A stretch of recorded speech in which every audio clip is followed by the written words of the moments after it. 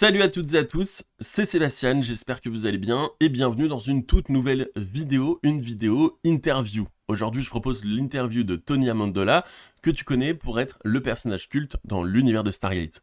Mais Tony Amendola, ce n'est pas que du Stargate, c'est aussi du Star Wars, c'est aussi du Zorro et c'est aussi du Annabelle. C'est aussi plein d'autres choses comme du cinéma, du théâtre, de la musique, des séries et un univers extrêmement intéressant. Dans cette interview de plus de 45 minutes tournée il y a maintenant quelques mois, on a pu parler de tout ça. On a pu échanger des anecdotes, on a pu parler de choses très intéressantes. Et franchement, j'espère que vous allez kiffer cette interview. Alors, si c'est le cas, n'hésitez pas à me le dire en commentaire, à partager, à liker, à commenter. C'est hyper important pour moi, pour le référencement de cette chaîne. D'autant plus que cette vidéo est l'une des premières vidéos où il n'y aura pas de sous-titres que moi j'aurais fait. Les sous-titres, maintenant, seront disponibles via YouTube dans la détection automatique. Vous avez juste à taper sous-titres, détection automatique en français, et donc vous aurez les sous-titres en français. Et donc, comme ça, pour vous, ça sera peut-être plus simple. Moi, ça me permet de pouvoir gagner du temps, et ça me permet aussi de pouvoir me détacher d'une responsabilité, de me dire qu'il faut absolument qu'il y ait des sous-titres en français. Et donc, comme ça, je peux encore plus kiffer et vous sortir ce genre de vidéo, et qu'elle ne reste pas, on va dire, dans un coin pendant des mois et des années, comme certaines interviews que vous allez pouvoir découvrir dans quelques temps, qui datent pour certaines de plusieurs années et où j'avais vraiment très peur de ne pas pouvoir vous les sortir parce que j'étais en stress avec les sous-titres. Bref, on se retrouve dans une prochaine vidéo. Kiffez celle-ci, j'espère que vous allez adorer. Et en attendant, dites-moi dans les commentaires si vous aimez tout ça.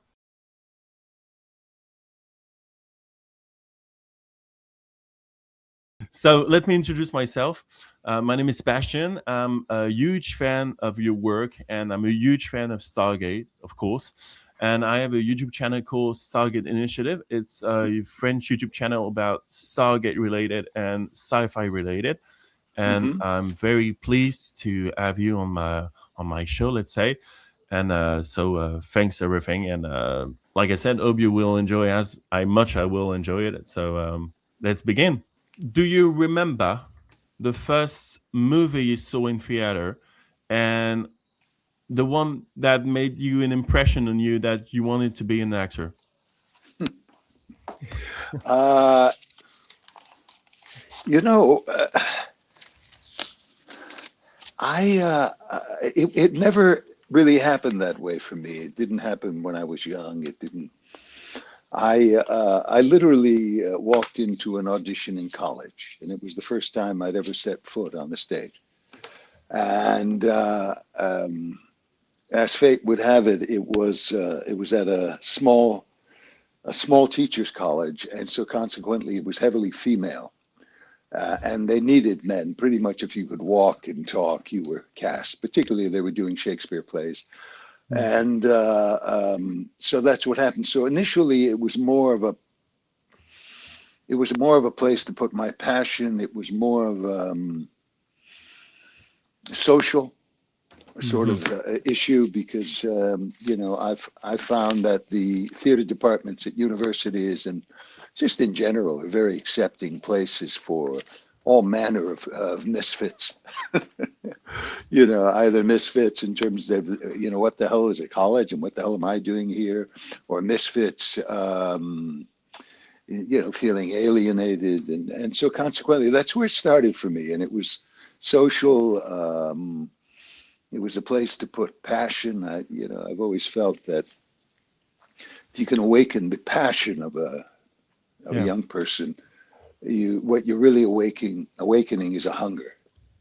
And so, I was a mediocre student and not really interested. But once I got involved in theater, then everything became important to me. All of a sudden, literature became much more, psychology much more important, history much more important, and so consequently, it sort of changed my life because it gave me a place to put my passion. But it was only, after 4 or 5 years that I even considered it as a career.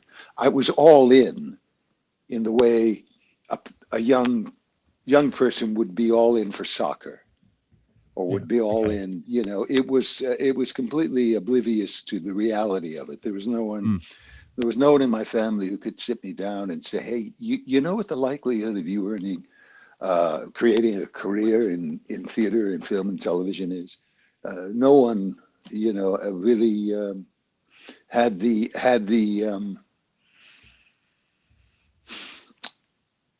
they didn't have the right to say it because they'd never done it Mm. and they knew nothing Okay, about yeah. it. So So did you have other hobbies at the time, or was it only theaters, play, and pretty much theater. I grew up in a very working class sort of yeah, family, so we always worked. I always had paper routes, and we always contributed to the family. That's the way it was back then. Is that I got my envelope with cash. There wasn't a check. I was very young, and you contribute that to the family. No different, I'm certain, of that generation in France or any other country. It's not special in that way, but basketball. I love basketball, but no artistic hobbies per se. And it was only the theater and acting was my introduction to art, modern art, hmm because hmm when you work on various plays, if you work on a Beckett play, yeah, then all of a sudden you start looking at Dali, and you look at different viewpoints of the world, and exactly, you yeah, look at uh, Magritte, and various, and also a lot of acting training is, I remember we would look at paintings and do a physical and verbal response to a painting, to okay, a psalm, a biblical mm. psalm, we'd find an animal at the zoo. It was very sort of a free flowing, because acting is about life, really. It's not. So the more you know about life, Yeah. So theoretically, you the can, better mm, actor you can be. You have more to draw the creative water from the well. Is just wider, yeah, more abundant. great, great. I'm sharing the same thing as me. I'm kind of I'm not an actor. Let's say I'm doing some act on my side. So I have a theater teacher, and she's from cinema and TV show. She's not from the theater side, Hmm. and she has that kind of method acting. Are Right. you more like a method acting guy, or are you more than a British stage theater guy? Yeah, Which, that's an which excellent question. I'm a fusion guy. I think I think the method in particular is very, very, very useful in film and television. I think the growth of the method, and we're talking, there was Stanislavski's method in Russia, which was geared towards the stage, and it had a certain size and certain other things. But the method that, when they talk about the method, many people are talking about Strasberg and the American method, which I think really exploded because it was very, very in tune with film and television. And the great American method actors really came into being, into popular parlance, in film. You think about Brando, yeah, and you think about James Dean, and you think about yeah, various people. And there were schools within that. The other thing is, even within the method, there were Stella. Stella's teaching was very different than Lee Strasberg's teaching, etc. So there was something to dig. But I'm fusing because you're absolutely right, because I started in the theater, mm, there wasn't a heavy focus on the method. The method was always there. It was expected. Listen, the method is calling into being the psychology of a person that perhaps in certain writing never really existed. If you look at melodrama, generally it's not about psychology.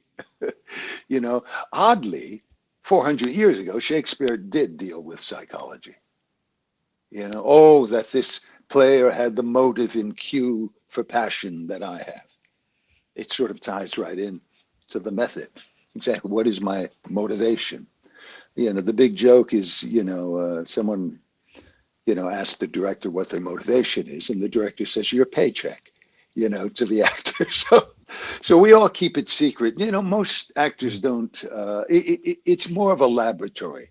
you know, I studied when I got to LA, and it was very, very useful for me to tune what had been 15 years of a theatrical background, working exclusively in the theater, because I didn't come here until I was nearly 40, uh, and translating that, which served me well, and it served me well to come here later, because it wasn't about beauty, you know. So I was able to develop a kind of craft and then bring it with me. And so, you know, I studied with a person who tried to adjust what I had learned to film and television so that it served me. And they're different. They are related, but telling the truth in a 200-seat theater and trying to relate the truth in a close-up are Yeah, slightly different. different. Yeah, actually, yeah. You talked about Brando earlier. Yeah. When you were younger, or maybe right now, who was the actor or the actress that inspired you?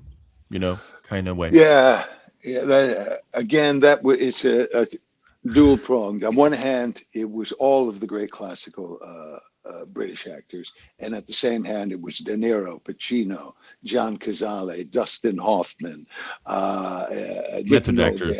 Yeah. Yes, yes. You know, but those are very different types of method actor. I mean, if Mm, you look at what uh, Pacino and De Niro. I mean, you know, they were that's the Stella Adler, um, um, Lee Strasberg sort of division within that.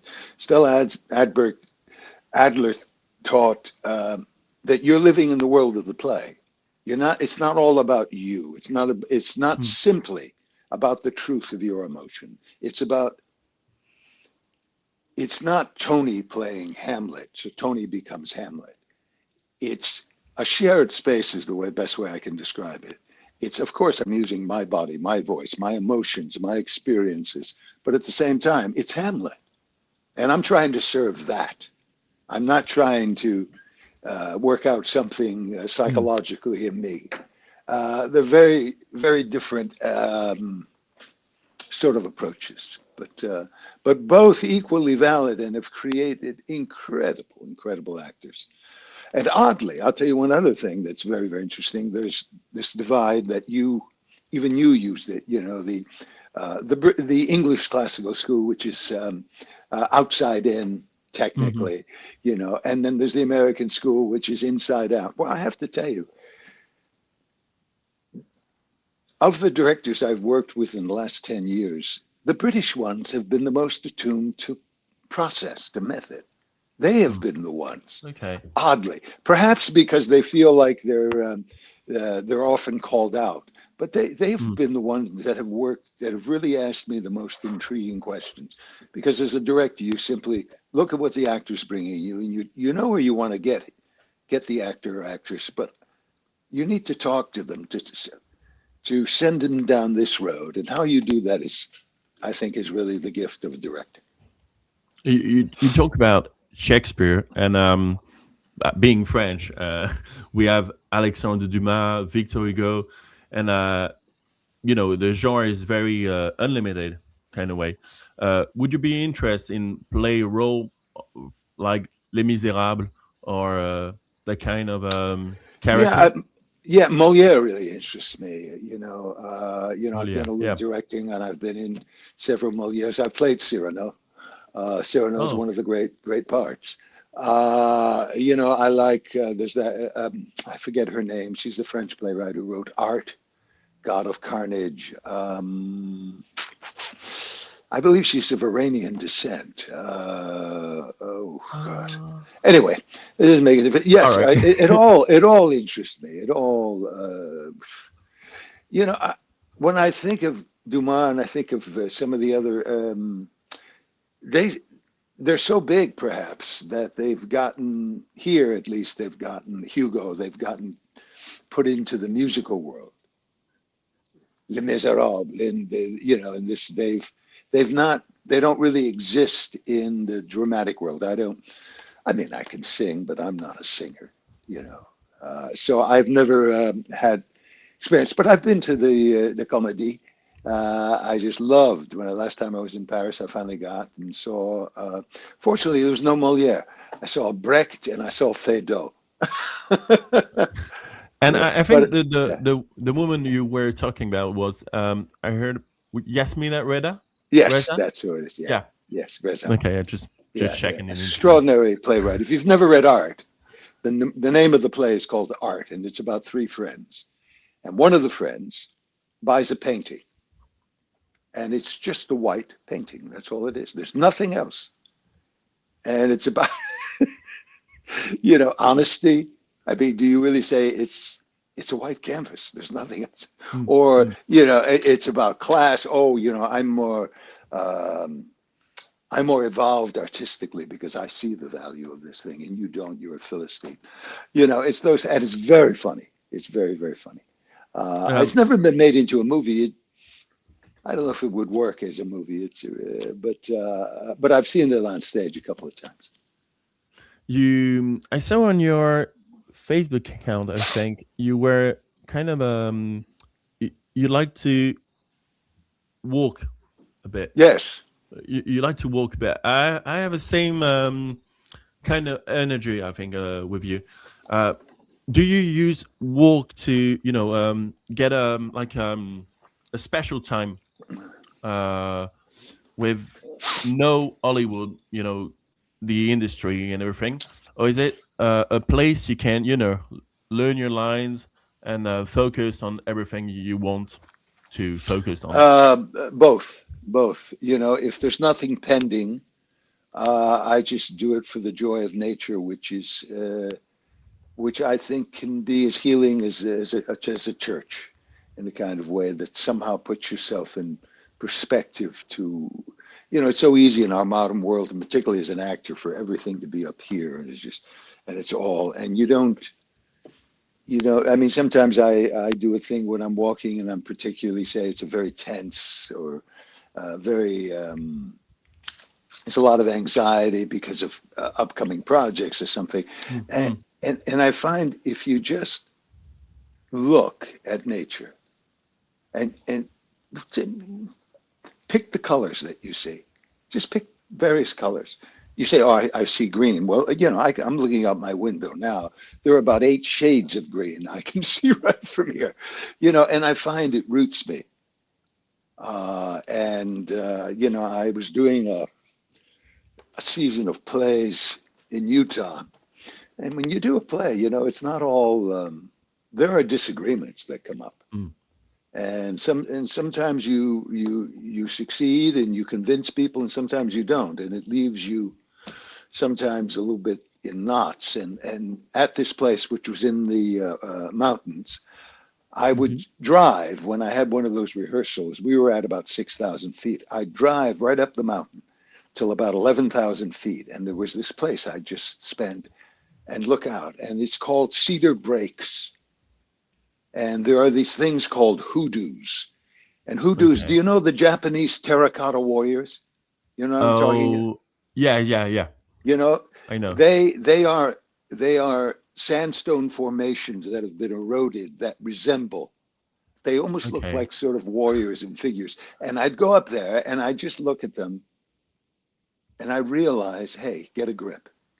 It's a big, big world. It's not just about this play, this movie, No, this yeah. television. Uh, it's so easy to get lost in that. I try, and nature helps me not get lost in it. And So, do you often travel a lot, yes. or are you Oh, yeah. working? No, I don't I enjoy traveling when I'm working because I don't feel the obligation to Mm. enjoy myself. Oh, I have to do Yeah. this today but I was when I was in Paris last, I had done a convention and I just grabbed 4 days. And that was perfect. I went to, d'Orsay and Louvre and went Mm. to Comédie Française and all of the places. And for the first time, I took taxis. That's all I did. Generally, I take the metro, but I thought, I really want to see the city. Mm. And my God, what a beautiful city that is. So to take taxis, just to be able to look around and stuff. It was fantastic. It's a beautiful city, and the Parisians were nice, which was really surprising. They have a I'm actually reputation. from Paris. Yeah, yeah. Yeah, So they I have a know, I know. reputation for not being Oh nice, yeah, but I have to say, I've been maybe 4 times, and 3 of the 4 times they were nice. Only yeah. once were they a I little can't argue not. with it. Actually, Yeah. I can't argue with it. I'm from Paris, but yeah, Parisian are very kind of they look sad or anxious. So I don't know, but they they can sometimes be a bit not nice. So Yeah, they have to be. Then yeah, they could be nicer people. I they think could be. Well, we they all could we be. all could be nicer. To have a step on your career, you play almost in every genre, like sci-fi, fantasy, horror. Um, I think I know the answer, but if you have to choose one of it, only one of it, which one will It's funny. will It's it a be? funny Yeah. question. I've been asked that, and here's my thing. I don't treat it any differently.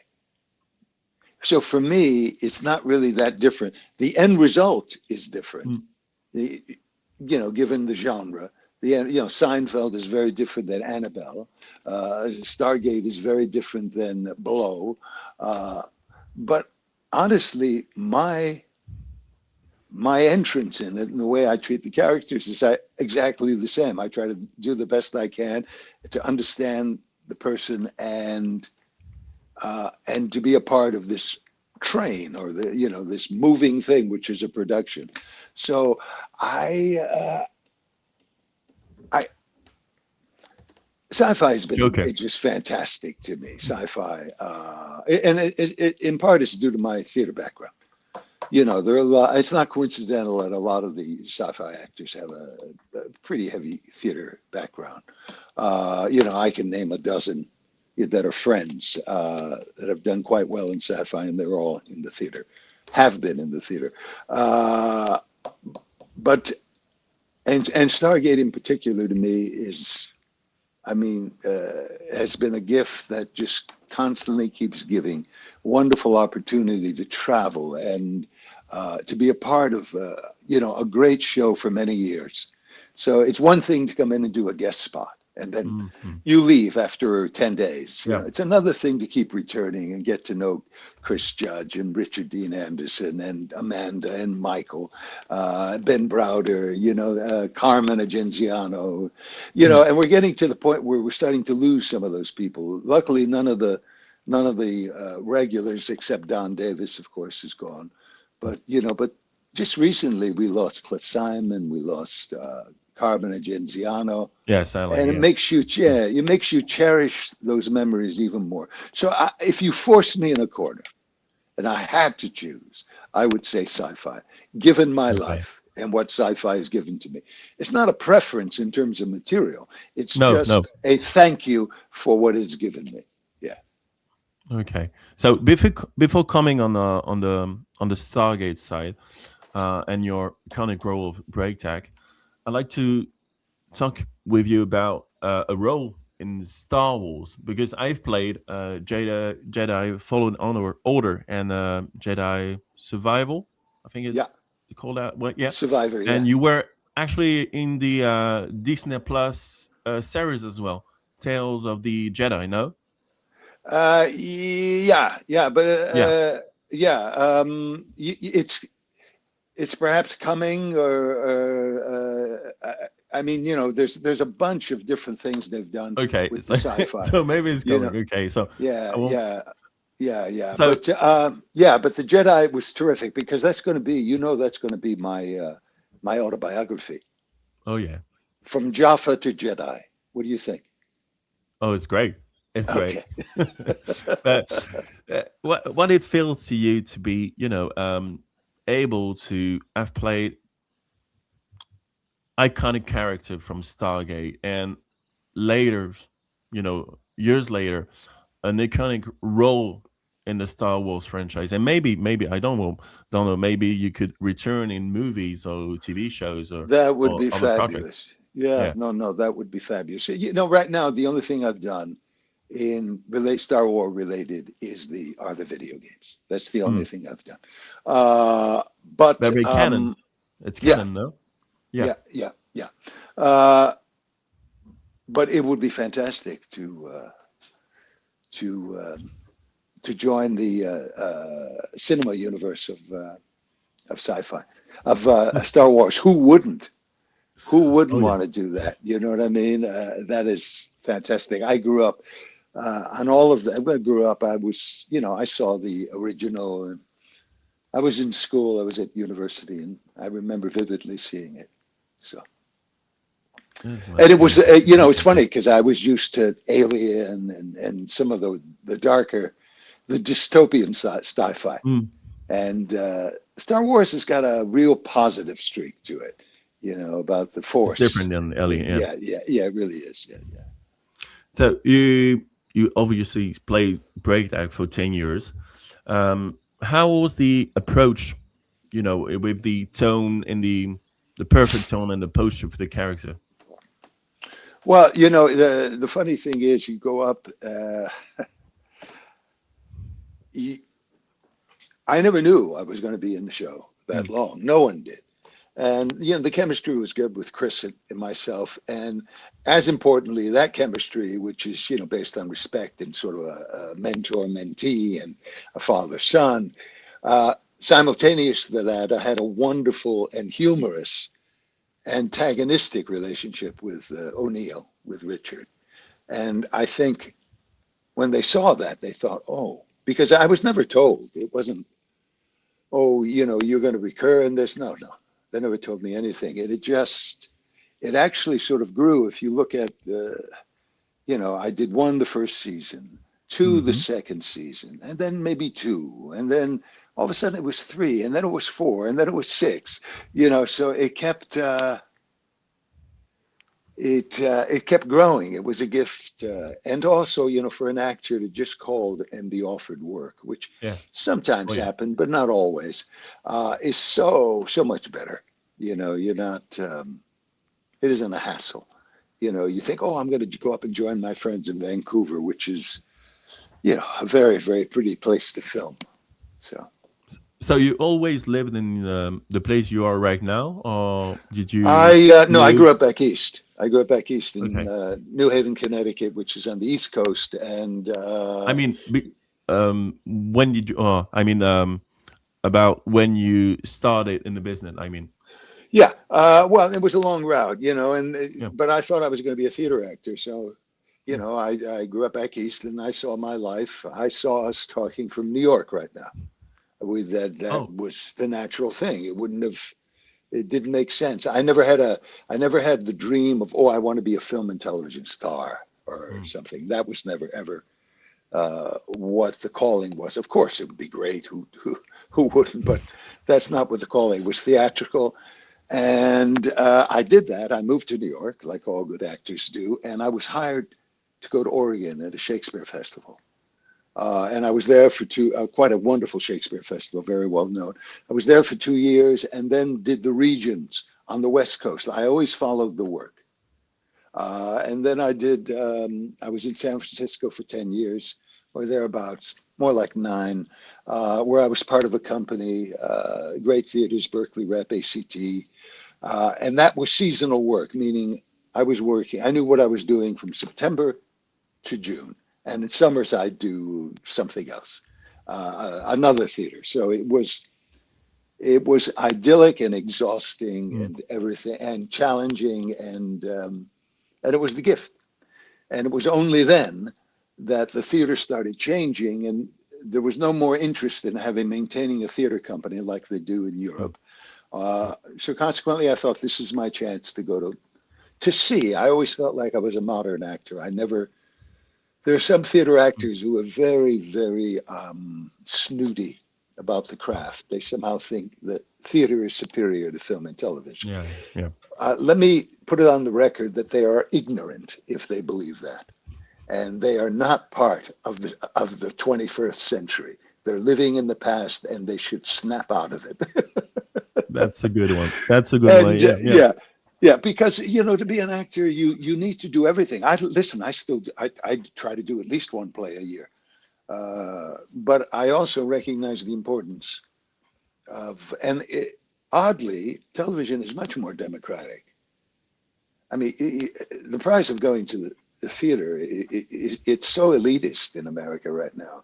Mm. To be able to go to a Broadway play, it is not a steady diet for the average person. It is not. You're going to do it a couple of times a year, maybe as a special event, but because tickets are so exorbitant Expensive. Yeah. that. Mm. So anyway, that was my route.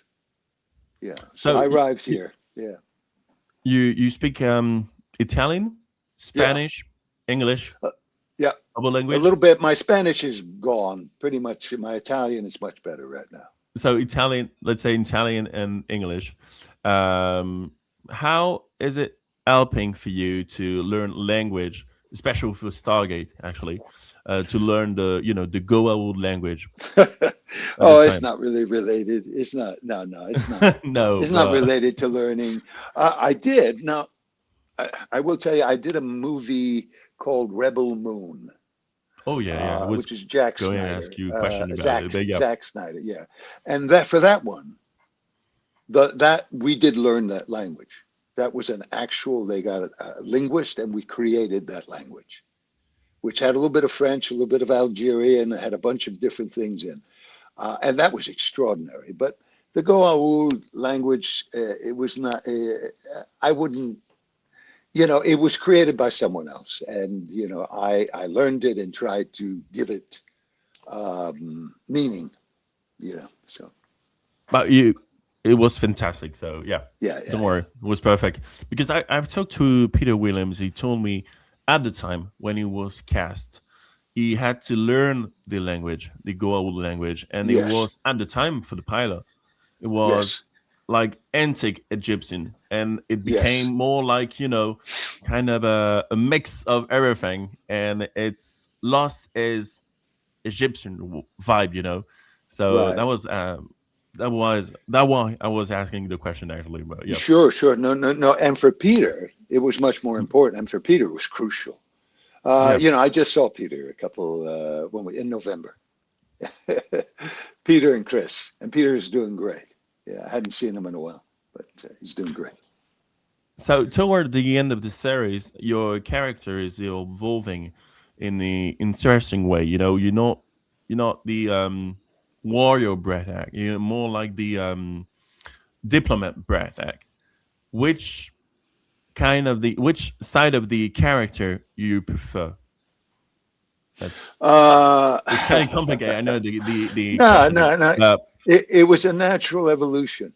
It was a natural evolution. And it just it struck me as real. That's what ends up happening is that eventually you go through the middle age, then upper middle age, then you as you get to the older you end up becoming the diplomat. So it made great sense to me. Of course, I would still go out into the field. And when I did, the only thing they were thinking, oh, well, you shouldn't have the cap. And I thought, no, no, I must. That when I go out into the field, I have to have the cap. The rest of it, I don't need it. Obviously, but when I'm out in the field, I do. And we talked about it, and they sort of understood. Yeah, it was a great group to be able to pitch your idea and what your thoughts were and your feelings were. They didn't always say yes, but I will say this: I always felt heard, and that's all I ask for as an actor. At least hear me out. Obviously, I know I'm here to serve. As actors, we're in someone else's dream hmm. very much. We're serving. Brad Wright's creation, Cooper's creation. So you have to accept that. Yeah. Recently, they announced new Stargate project, and I Right. have to ask the question because every fans want me to ask you the question. So, if you are if they call you back, would you be interested in go back, take the cape, and um, bring back the Bratak character? Sure. No, it would be great fun. Yeah. No, I would be, but I certainly don't expect that they will. I think they're They could. creating. They could, and I'd be open to it, but I'm not expecting that they Mm. will, because there are many stories to tell. Yeah, many stories to tell. Apparently, they doing a new chapter. So, maybe in few season, That let's would be let's great. say You let's know, hope to pop up would be marvelous. Listen, to say as I hello. said before, it's I feel a debt to Stargate and a loyalty to Stargate. So, So that's for the end of the Stargate questions. Now I have a little game, quick game. I'm gonna show you few images, okay, and you gonna tell me what you want to say about it, okay? Yes, if it's a sentence, a word, uh, um, if it's a story about it, and whatever, you can do whatever you want, okay? So sure. You're in a little square for me, and oh, really? yeah, and I'm trying to think. There's a thing that says done, but I'm afraid if I hit done, you're Done. going to It's go away. finished, I think. But if don't worry, I will I can do hit done. So something call me that back. Yeah, I'll reconnect if this. Should I hit done? This? I don't know. I don't know. Okay. If Well, it's I'll done, I leave think it then. you Let's see if finished I it. can So yeah. see. Let's see if I can see Okay. what you're showing me. So if I do that Oh, kind of that's bigger. thing, You just yeah. made it So bigger. Oh my God. so that's your character in Dexter. By the way, I was watching Dexter with my wife recently, and I totally forgot you were in Dexter, Yeah. and you have a significant a role Yeah. in Yeah. this Yeah. episode Yeah. because I think you are the guy who killed his mother, Yeah. kind of way. So how was it for you, and to You be a know, part of this show? oh yeah. That's another show that is fans are passionate about. The Dexter fans. I play a little game, which is when I get a glimpse of someone's eyes, and they recognize me of what universe they belong in. Do they belong in the Stargate? Do they belong in the Zorro? Do they belong in the Once Upon a Time? Or do they belong in the Dexter? So yeah, no, it's an extraordinary show, and I had a great part. I did 3 episodes of it. So And you had yeah. a fight with Michael Seal, Oh actually. man, yeah, and that was a full day. We spent a full day, the two of us, in that barroom fight, the first one, and we had stuntmen, but we didn't use a single. That when you watch that first fight, there is not a single stuntman involved in that. And it was intense. It was intense for me, but even more so for him, because I was simply defending myself. I had no idea Yeah. who he was, but he knew who I was. So yeah, it was really, really tough. But it was a great day. It was, so you go home after a day. I remember going home after a day like that. You take a couple of aspirin and Mm, you have a a headache. warm alcoholic drink, and you go to bed and you wake up. That's it. So you talked about him recently, earlier, but Zack Snyder. Yes. What do I think about Zack Snyder? I think easy to work with, interested in what I had to offer, and a visionary in terms of his own, the character I had to play, and that was sort of extraordinary. Thank God I didn't have to wear makeup. That was CGI. Mocap, yeah. Yeah. No, you had to wear a mocap Yeah, a suit, no? mocap suit. But Yeah, you know how long makeup would have been on that? Oh God, would have hours, been days. impossible. Yes. Oh no, Oh you'd yeah, have to arrive years for maybe. 3 or 4 in the morning, and yeah, yeah. Okay. Okay, another one.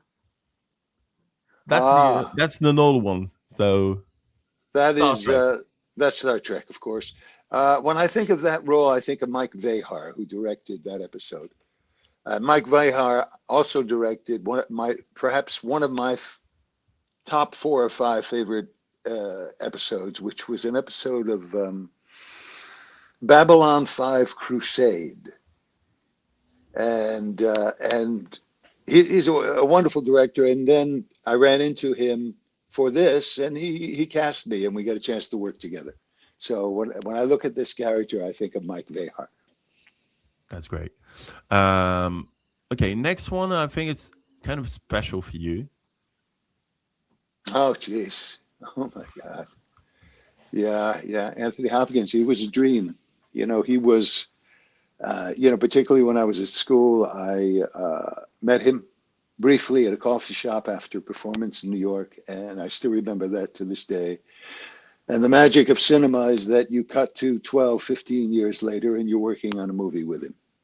And, he's a pro's pro. So Matter of fact, I just read his yeah. autobiography.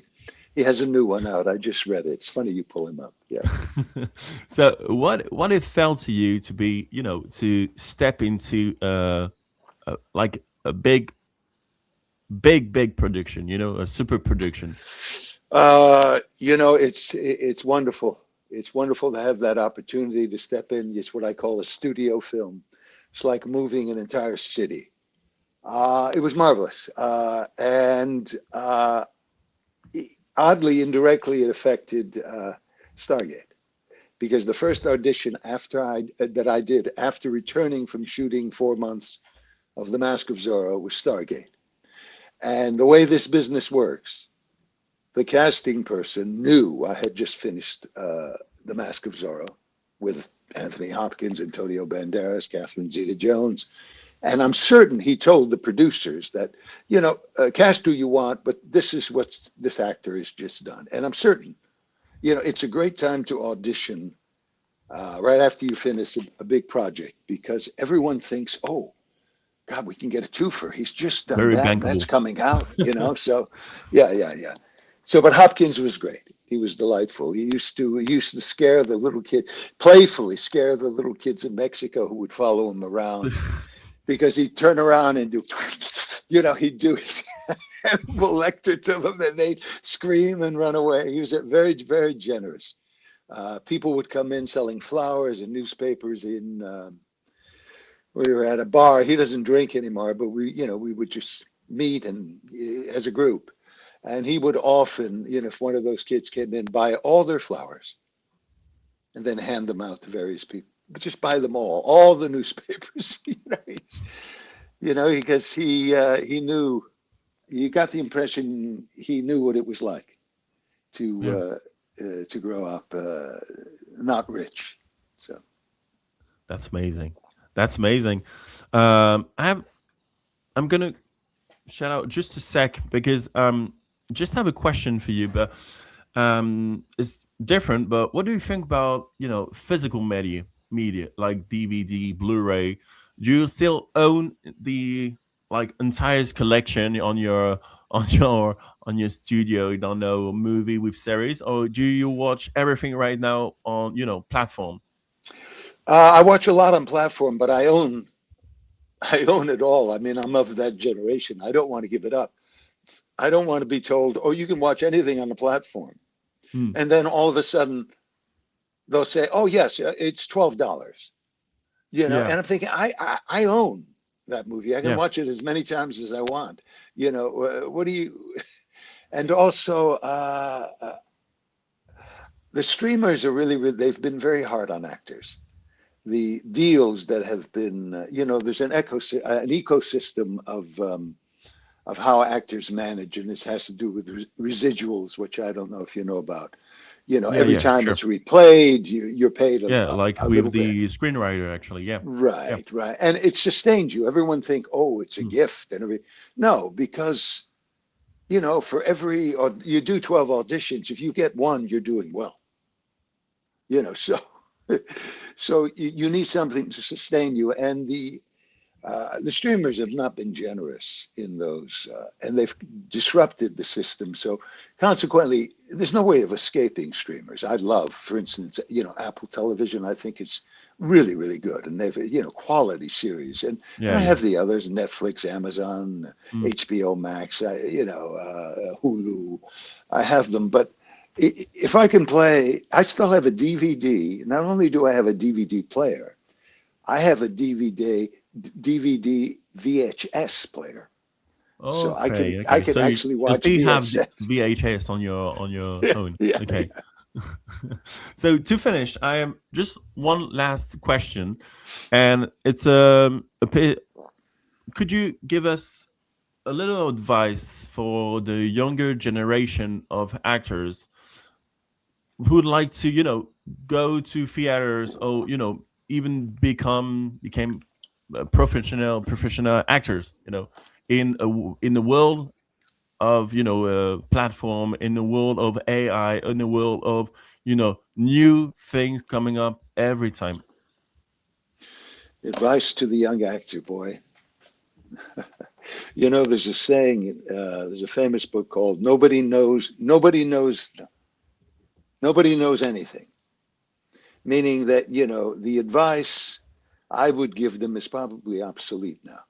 But I will give them my point of view. Become an actor. Decide. Well, first of all, look yourself in the mirror. Say, what is drawing me to this? Is it to become an actor or is it to become a star? Those are very different things. Mm. Uh, However, either one, you'd be well served to learn something about your craft. And I think for an actor, the important thing is to be able to sustain a performance from beginning to end. And you get to do that in the theater. So don't neglect the theater. Uh, on the other hand, as I said earlier, don't don't get locked in the theater and think that's somehow that's superior. You need to be very, very flexible. You know, my own. I never really thought I'd be doing television, film, and now video games. I love it all.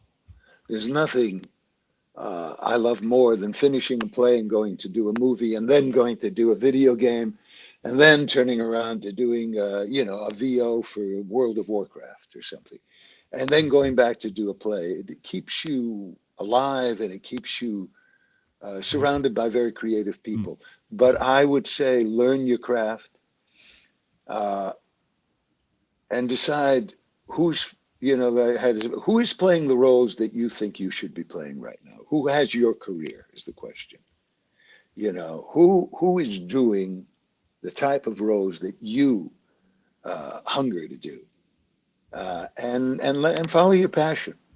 And my last piece of advice to them is, if you surround yourself with other actors, someone is going to reach the finish line first, meaning in the horse race, that is a competition, someone is going to have success first. But we're looking for a career. It's not a race. Some people come of age very quickly and they're, you know, young, beautiful. They have something to offer immediately. Other people, it takes a little bit longer, a little bit Marathon. So longer, you know, and so it's not a horse race. Trust your talent and your commitment and enjoy your life. That's the only advice I have. thank you, Tony. Sure, Thank you, thank Tony. you. Thank for everything. I hope it's. I said I have 47 minutes. I'm That's sorry great. for 2 No minutes more. worries, no worries. I'm hoping you had a good time with me.